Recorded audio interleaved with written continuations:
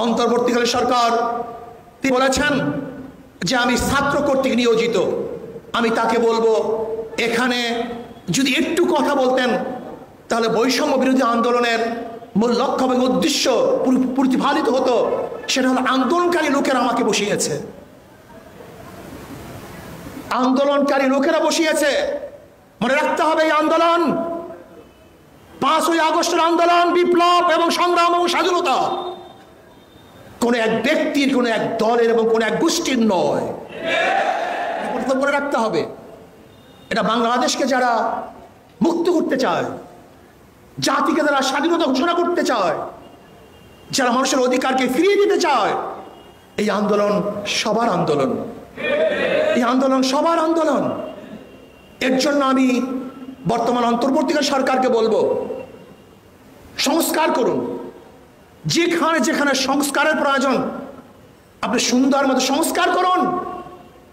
রাতারাতি যারা ক্ষমতায় যেতে চান আমিও তাদেরকে বলবো আগে দখল মুক্ত করেন, দখলদারি করার অভ্যাস ত্যাগ করুন, তারপরে দ্বিতীয়বার ক্ষমতা যাওয়ার স্বপ্ন দেখুন। 16 বছর কোথায় ছিলেন? আজকেই টাউন হলে সমস্ত জায়গাগুলি ব্যানার দিয়ে আটকিয়ে ফেলেছেন,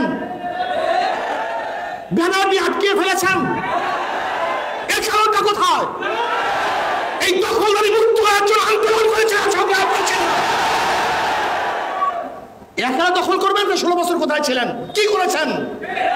কোথায় ছিল আপনাদের ফেস্টুনি? কোথায় ছিল আপনাদের ব্যানার?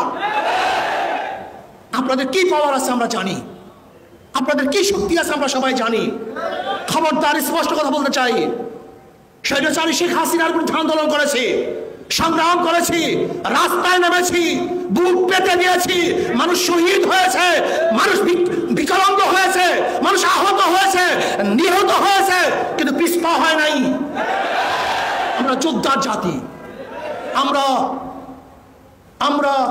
রক্ত দিতে জানি, আমরা শহীদ হতে জানি, আমরা বুক পেতে সামনে দাঁড়াতে জানি। আমরা আবু বকরের বংশধর, আমরা ওমরের বংশধর, আমরা ওসমানের বংশধর, আমরা আলী বংশধর, আমরা খালিদ বিন ওয়ালিদের বংশধর, আমরা শাহজালালের বংশধর, ইসহাকের বংশধর, ফজলুলের বংশধর, রিসাউদ্দিনের বংশধর। যদি বাংলাদেশ ইসলামের খেলাফ কেউ কথা বলতে চায়, কেউ চক্ষু উন্মোচন করে ইসলামের বিরুদ্ধে, কেউ আঙ্গুল তুলে, ওই আঙ্গুল ভেঙে দেবে ইনশাআল্লাহ, ওই চক্ষু পেছাবে ইনশাআল্লাহ। কেউ ভাববেন না যে শেখ হাসিনা গেছে, বামপন্থী বিপ্লব হবে, এই সমস্ত স্বপ্ন দেখার কোনো সুযোগ নেই। এই স্বপ্ন দেখেন না। বাংলাদেশের মানুষ সচেতন, ইসলামী ছাত্র আন্দোলনে বিশ্বাস করে।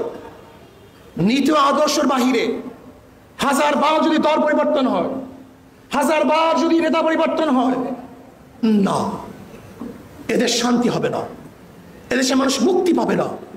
এই জন্য আমাদের শায়খ মোহাম্মদ বরাল আমার কাছে বলেছেন শুধু নেতা নয়, নীতির পরিবর্তন চাই।